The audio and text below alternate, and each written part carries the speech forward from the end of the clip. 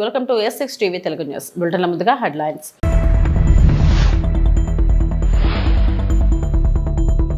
భాగస్వామ్యమే కాదు సహా ప్రయాణం, ఘనాలో ప్రధాని మోడీ.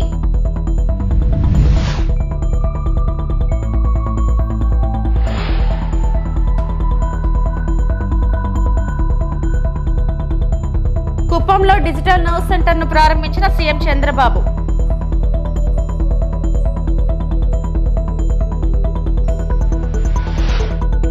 వైఎస్ జగన్ కు వల్లభనేని వంశీ కృతజ్ఞతలు.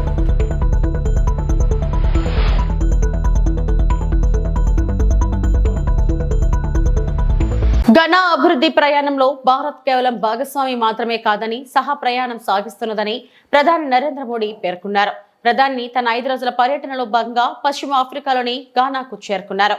ఈ సందర్భంగా ఘానాలో ప్రధాని మోడీకి ఆ దేశ ప్రతినిధుల నుంచి ఘన స్వాగతం లభించింది. ఆ తర్వాత ఆయన ఘనా అధ్యక్షుడు జాన్ డ్రామాని మహామాతో పలు భాగస్వామ్య అంశాలపై చర్చించారు. అనంతరం ఆయన మీడియాను ఉద్దేశించి ప్రకటన చేశారు. प्रधानमंत्री मोदी ने कहा कि घाना का ये राष्ट्रीय पुरस्कार गर्व और सम्मान की बात है. उन्होंने पुरस्कार को भारतीय युवाओं की आकांक्षाओं और उनके उज्जवल भविष्य के साथ साथ दोनों देशों के ऐतिहासिक संबंधों को समर्पित किया. तो घाना के राष्ट्रपति ने प्रधानमंत्री नरेंद्र मोदी को अपने सर्वोच्च सम्मान से सम्मानित किया और ये वो तस्वीर प्रतिष्ठित राष्ट्रीय पुरस्कार से प्रधानमंत्री को नवाजा गया और इसका नाम है office of the star of the Ghana. इस प्रतिष्ठित पुरस्कार से सम्मानित किया गया.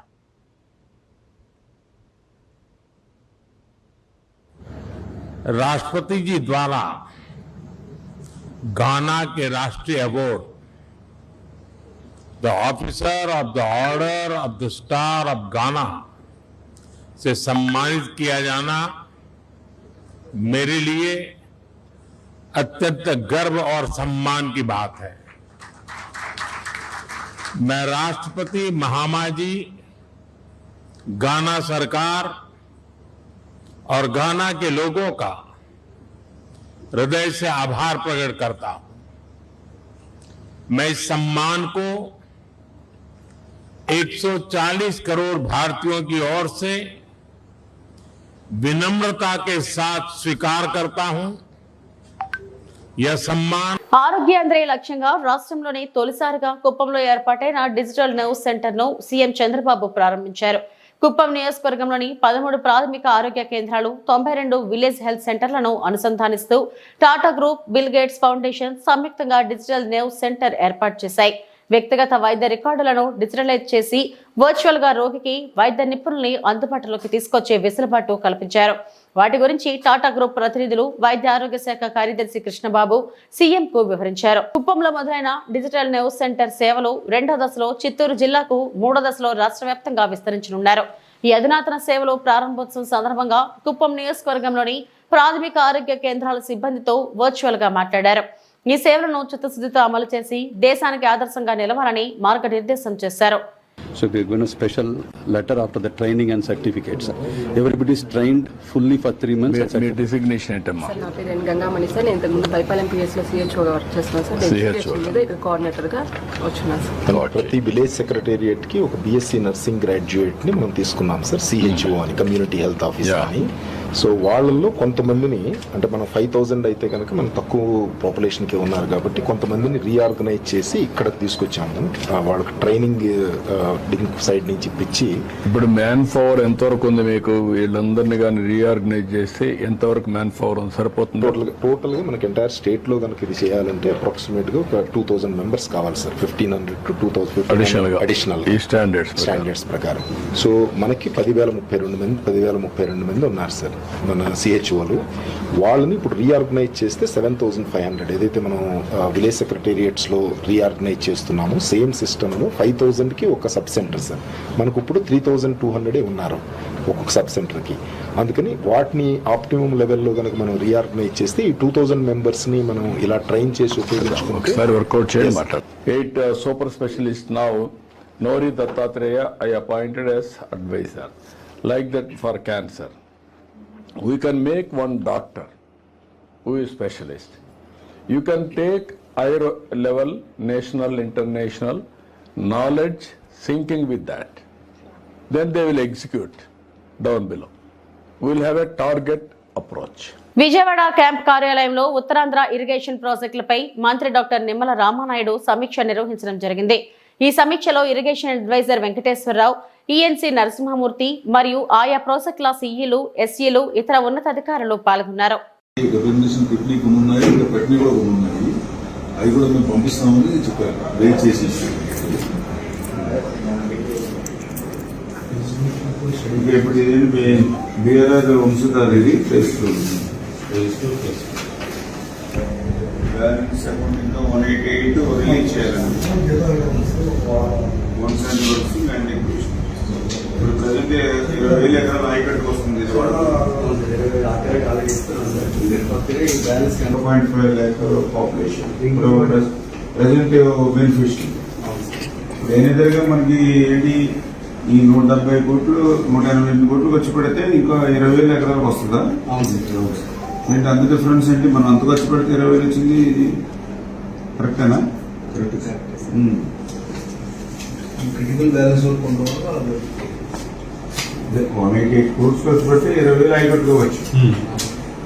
అది కూడా పాల్గొన్న కాన్స్టిట్యూన్సీ. తాడిపల్లిలో వైఎస్ఆర్సీపీ అధ్యక్షులు వైఎస్ఆర్ జగన్ ని కలిసిన గన్నవరం మాజీ ఎమ్మెల్యే వల్లభనేని వంశీ దంపతులు. కూటమి ప్రభుత్వం తప్పుడు కేసులతో 140 రోజులు అక్రమ నిర్బంధంలో ఉండి బెయిల్పై నిన్న విడుదలైన వంశీ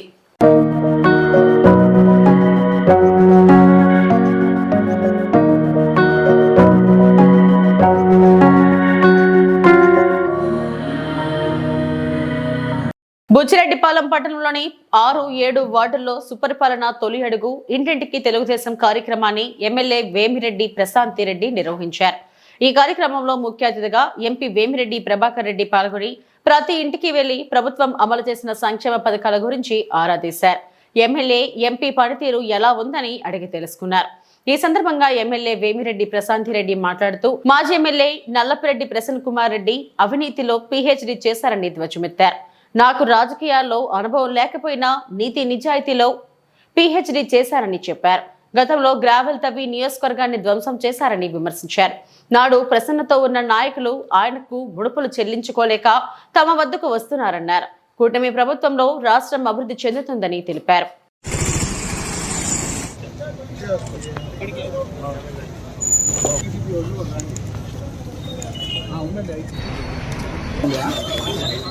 పాంప్లెట్లు తీసుకున్నాడు.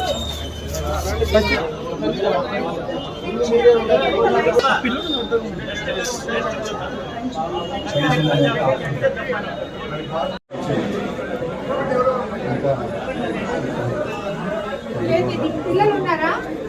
ఎంతమంది పిల్లలు? ఇద్దరు పిల్లలు.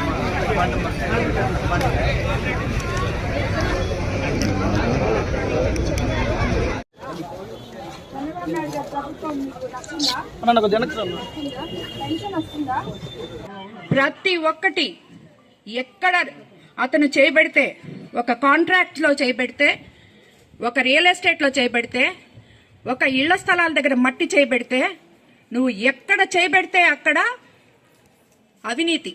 అతను పీజీ చేసింది అవినీతిలో, నేను నీతి నిజాయితీలో పీజీ చేశాను. అవును, నేను రాజకీయ అజ్ఞాన్ని. ఎందుకంటే నాకు రాజకీయం తెలీదు. రాజకీయం అంటే 60 అడుగులు గుంతలు తవ్వి గ్రావెల్ ఎత్తేసి దాంట్లో 2 పిల్లలు పడి చనిపోయినా దానికి కారణమైన ఒక ఎమ్మెల్యే అంత జ్ఞానం నాకు లేదు. కాబట్టి నేను రాజకీయ అజ్ఞాన్ని. ఇసుక విపరీతంగా తవ్వి ఒక 4-5 నాయకుల్ని పెట్టుకొని మొత్తం కోవూరు కాన్స్టిట్యున్సీని అంతా ధ్వంసం చేసి ఈరోజు ఆ నాయకులందరూ నా దగ్గర ఉన్నారంటే మేము కార్యకర్తల్ని, నాయకుల్ని అత్యంత గౌరవించి నెత్తి మీద పెట్టుకొని చూసుకుంటాం. అదే కార్యకర్తలు నిన్ను సాకలేక నా దగ్గరకు వస్తున్నారు, నీకు అప్పులు ఇవ్వలేక నా దగ్గరకు వస్తున్నారు. కాబట్టి ఈ పర్సంటేజ్లు ప్రసన్న మాట్లాడిన దాని గురించి మీరు అడగడం, నేను మాట్లాడడం కూడా. గ్రామాల అభివృద్ధికి కూటమి ప్రభుత్వం పెద్దపీట వేస్తున్నట్లు ప్రభుత్వ విప్ బొమ్మిడి నాయకర్ చెప్పారు. పశ్చిమ గోదావరి జిల్లా నరసాపురం మండలం రుస్తుంబాద పంచాయతీలో 30 లక్షలతో చేపట్టే పలు అభివృద్ధి పనులకు ఆయన శంకుస్థాపన చేశారు. అనంతరం నాయకర్ మాట్లాడుతూ గత ప్రభుత్వ హయాంలో గ్రామాలలో అభివృద్ధి కుంటుపడిందన్నారు. కనీసం త్రాగునీరు కూడా సక్రమంగా అందించలేకపోయారన్నారు. కూటమి అధికారంలోకి రాగానే గ్రామాల్లో ఎన్ఆర్జీఎస్, మండల పరిషత్, ఆర్థిక సంఘం నిధులతో మౌలిక వసతుల కల్పనకు అధిక ప్రాధాన్యత కల్పిస్తున్నామన్నారు.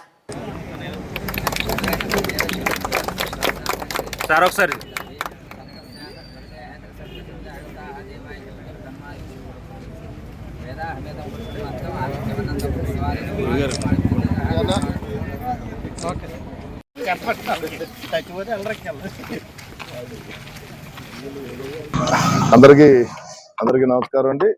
ప్రత్యేకంగా మా మీడియా సోదరులకి అది కార్యక్రమం చేసినటువంటి స్థానిక ఎంపీ గారు, స్థానిక ప్రెసిడెంట్ గారు, మరి కూటమి నాయకులకి, మరి రుస్తుంబాద ప్రజానికానికి అందరికీ కూడా ధన్యవాదాలు తెలియజేసుకుంటున్నాం. మరి ఈ రోజున మండల ప్రజా పరిషత్ ద్వారా రుస్తుంబాద పంచాయతీ నుంచి 2 రోడ్లకు, సీసీ రోడ్లకు ఇక్కడ ఈ రోజున మరి మేము శంకుస్థాపన చేయడం జరిగింది.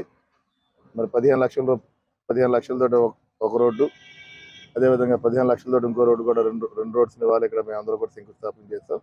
అదేవిధంగా మరి ఓవరాల్గా చూసుకుంటే కనుక మండల ప్రజా పరిషత్ ద్వారా 1.5 కోటికి సంబంధించినటువంటి పనులని మేము శంకుస్థాపన చేసి నియోజకవర్గంలో మరి ప్రతి చోటన కూడా పనులు జరుగుతున్నాయి. అంటే ఒక్క విషయం మేము మాట్లాడదలుచుకున్నాం ఏంటంటే, ఈ 1 ఇయర్లో కూడా ఏదైతే 2024 ఎలక్షన్స్ అవును కానీ ఇప్పటి వరకు కూడా మాకు 1 ఇయర్ ప్రక్రియలో నియోజకవర్గంలో రోడ్డు విషయంలో చూసుకుంటే కనుక ఎన్ఆర్జీఎస్ ద్వారా కానీ, మండల ప్రజా పరిషత్ నుంచి కానీ నియోజకవర్గాలు అన్ని చోట్ల కూడా రోడ్లు వేసే విధంగా మేము అందరూ కూడా ముందుకెళ్ళడం జరిగింది. మరి రాబోయే రోజుల్లో కూడా మరి నియోజకవర్గంలో ప్రతి ఒక్కరికి కూడా పూర్తిగా ప్రతి ఇంటికి కూడా రోడ్డు సౌకర్యం ఉండే విధంగా కూడా మేము పూర్తిగా సహకరిస్తామని చెప్పి సందర్భంగా తెలియజేసుకుంటూ, మరి ఏదైతే ఎన్ఆర్జీఎస్ నుంచి ఉన్నాయో రాబోయే మాకు గత సంవత్సరం కూడా 7 కోట్ల రూపాయలతో ఎన్ఆర్జీఎస్ వర్కులు చేయడం జరిగింది. గోకులాలు కానీ, సీసీ రోడ్లు కానీ, డ్రైనేజ్ కానీ.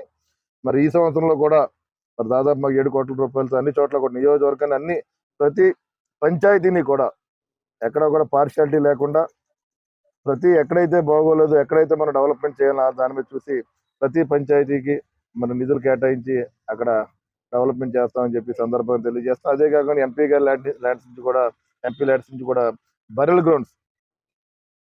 గ్రౌండ్స్ కూడా మేము అక్కడ ఏదైతే షెడ్స్ కానీ అక్కడ కొంత మోడరేషన్ చేసి మరి అక్కడ కూడా వర్క్లు చేసే విధంగా కూడా మేము ఎదురుకు వెళ్తామని చెప్పి సందర్భంగా తెలియజేస్తాం. మరి ఓఎన్జీసీ నుంచి కూడా మేము కొంత నిధులు తీసుకోవడం జరుగుతుంది. అది రోడ్లు అవ్వచ్చు, లేకపోతే ఓహెచ్ఆర్ కూడా అడిగాం మేము.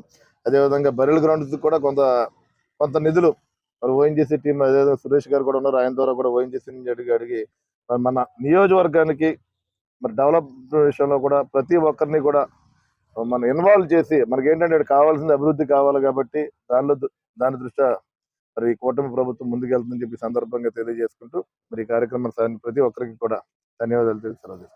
అంబేద్కర్ కోనసీమ జిల్లా అమలాపురంలో బాబు షూరిటీ మోసం గ్యారంటీ సమీక్ష సమావేశంలో regional coordinator Botsa Satyanarayana hot comments చేశారు.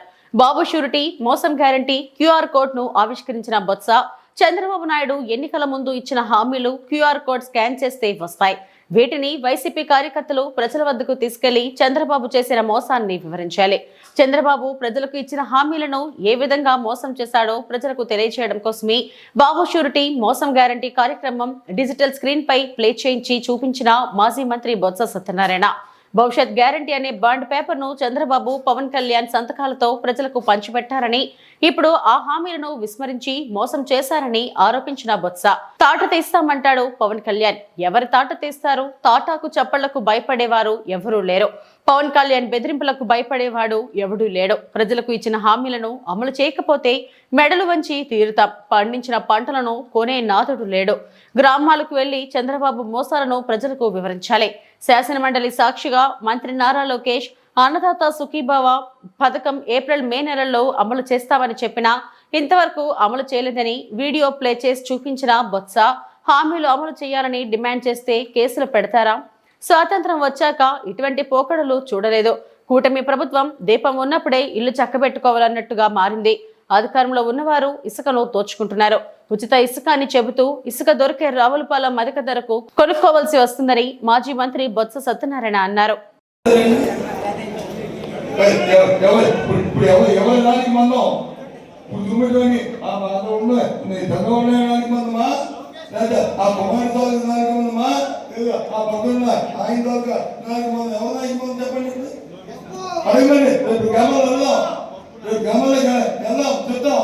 ఈ విషయాన్ని అంతేగాని ఎవరిలో పొరపడానికి ఈ కార్యక్రమం కాదు.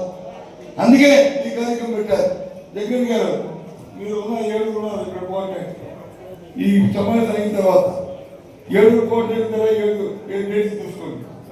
7 డేట్స్ తీసుకోండి. 7 రోజుల్లో సమావేశం జరగాలి.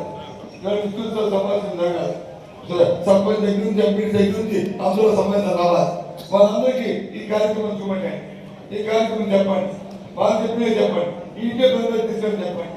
అయిన తర్వాత అమ్మ నువ్వు విలేజ్ వరకు 7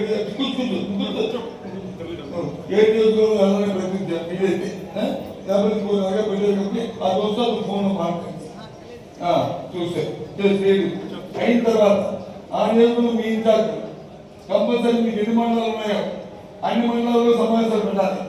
మీ ఇన్ఛార్జ్ అందరూ కూడా సమావేశం ఈ కార్యక్రమాన్ని మళ్ళీ రెండోసారి చెప్పాలి. చెప్పి అప్పుడు వాళ్ళని మా గ్రామాల్లో పంపించాలి. మీరు కూడా మీకు అవకాశం మీరు కూడా గ్రామాలు వెళ్ళి అంత మమ్మల్ని మీరు తెలియని అవసరం ఉంది. ఇది నా మాట కాదు, జగన్మోహన్ రెడ్డి గారి మాట, మన పార్టీ మాట, మన పార్టీ తీసుకున్న నిర్ణయం. కాబట్టి ప్రజా వహించాలని మిమ్మల్ని అందరినీ కోరుతున్నాను. ఈ వేదిక ప్రజలందరూ కూడా మీరు పూర్తిగా సహకరించాలని కోరుతున్నాం. అందుకే మనం చేస్తాం. అందుకే ఈ సమాజం వచ్చామని చెప్పి ఈ సమాజం పెట్టుకోవడానికి కారణం.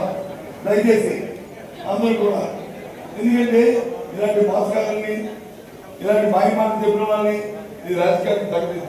ఒక్కరోజు కూడా రాజకీయాలు అధికారంలో కొన్ని అర్హత లేదు. కొన్ని ఇవాళ కాదు కొన్ని పెడతామండి, కొన్ని ఏదో వస్తున్నాడు వస్తున్నారు. ఇంకా బస్సులు మారాయి. ఎన్నికలకు వచ్చి మీ ఊర్లో ఎక్కి తెలుపు దర్శనం చేసి మళ్ళీ ఊరికి వస్తారా? ఇప్పుడు వచ్చి ఊర్లో ఏ జిల్లాకి వెళ్తారు, ఏ ఊరికి వెళ్తారు చెప్తారు. ఒకసారి చెప్పండి, నా సంగతి కూడా తెలుసుకుందాం. కొందరికి ఏదో ఇస్తాను వెయిట్ చేస్తాం. కానీ నిరుద్యోగులంట స్కిల్ డెవలప్మెంట్ ఇస్తారంట.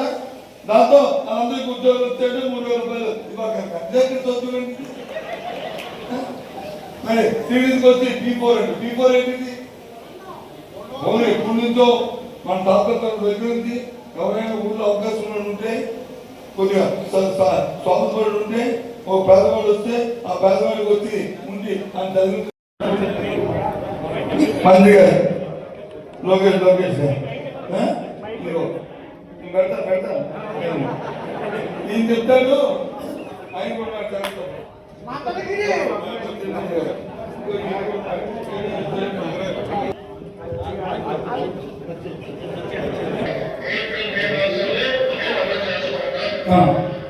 ఏప్రిల్ మే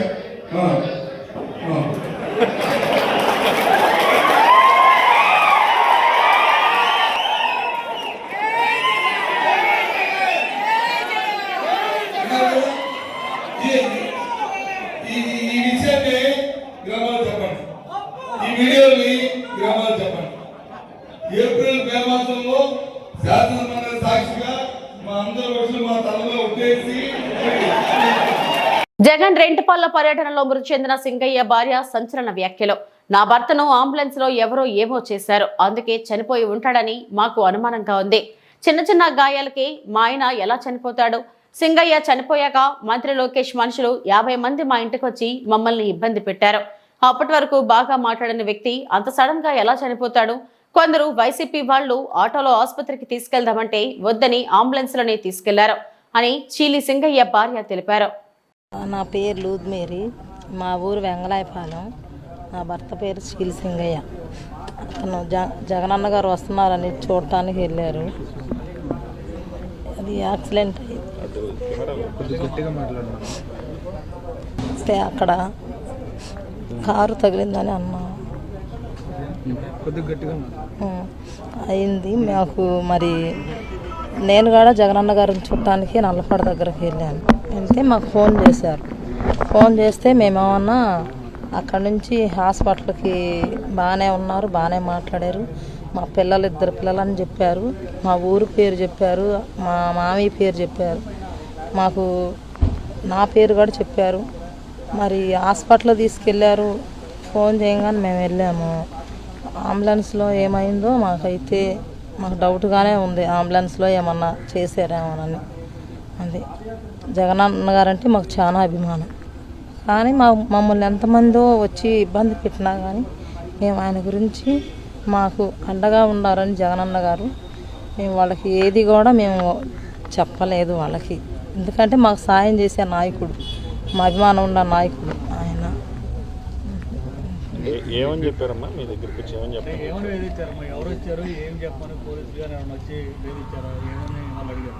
పోలీసులు వచ్చారు, వీడియోనే చూపించారు మాకు వాళ్ళు. మరి లోకేష్ గారు పంపించారు, మేము కూడా మీ ఎస్సీలమే అని చెప్పారు, మీ కులస్తులమే అన్నారు. వాళ్ళు వచ్చేలేకే నాకు అసలు భయం వేసింది. భయం వేసి మేమైతే ఏం చెప్పలేదు. తర్వాత లోకేష్ గారు పంపించారు అని చెప్పారు మాకు. మమ్మల్ని ఎంత ఇబ్బంది చేసి ఎంత మాట్లాడాలన్నా కానీ మేమైతే ఏమీ మాట్లాడలేదు. మీ మీద ఒత్తిడి తెచ్చారమ్మా? లోకేష్ గారు వాళ్ళే చాలామంది 50 మంది దాకా మా ఇంటికి వచ్చారు. చెప్పేశారు వాళ్ళు, మేము లోకేష్ గారు పంపించారండి మమ్మల్ని అన్నారు. ఆ మాట వాళ్ళు ఎలా జరిగిందమ్మా మీకు చూడమ్మా, ఇవి మరి ఇతను యాక్సిడెంట్ అయింది కదా, కారు కింద పడిందని అన్నారు వాళ్ళు. ఆ మాటే చెప్పారు వాళ్ళు. కానీ మేము నమ్మలేదు. అది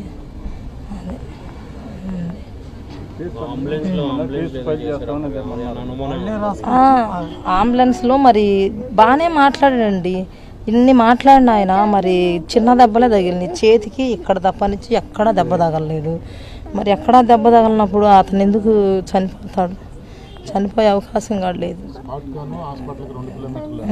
ఉంది. మరి ఒక్కరావు దెబ్బకే చనిపోడు, ఏదో అంబులెన్స్లో జరిగిందనే మాకు అనుమానం. మరి జగనన్న గారు మా పార్టీ వాళ్ళు వచ్చి మేము తీసుకెళ్తాం, మా అతన్ని మా పార్టీ నాయకుడిని మేము తీసుకెళ్తాం మా ఆటోలో అన్నా కానీ వాళ్ళు అసలు ఒప్పుకోలేదంట. అంబులెన్స్ రావాలి, దానిలోనే ఎక్కించుకుంటాము అని చెప్పారు. మరి ఈలోపు ఆలస్యమయ్యేలేకి ఇదయిందో మరి ఎట్లన్నా కానీ అంబులెన్స్లోనే ఇదయిందండి.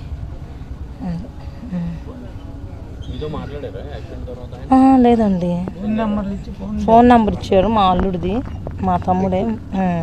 అయితే మా తమ్ముడు మా దగ్గరే ఉంటాడు. చెప్పంగానే మేము వెళ్ళిపోయాం. ఏంటంటే అమ్మ చిన్న దెబ్బలే అని చెప్పారు. చిన్న దెబ్బలే అని చెప్పారు. చెప్తే మాట్లాడలేదండి, ఆయనతో మాట్లాడలే. ఆయన ఎవరో ఫోన్ చేసి చెప్పారు. ఇప్పుడు కలిసాము. కలిస్తే ఆయన మాకు కుటుంబానికి అండగా ఉంటామమ్మా. పిల్లల చదువులకు బాధ్యత. తిరుమల శ్రీవారి ఆలయంపై మరోసారి విమానం చక్కర్లు. ఆలయం పైనుంచి విమానాల రాకపోకలు తరచూ. శ్రీవారి ఆలయం పైనుంచి వెళ్తున్న విమానాలు తిరుమలను నో ప్లేయింగ్ జోన్ గా ప్రకటించాలని కోరుతున్నా పట్టించుకొని ప్రభుత్వ పెద్దలు.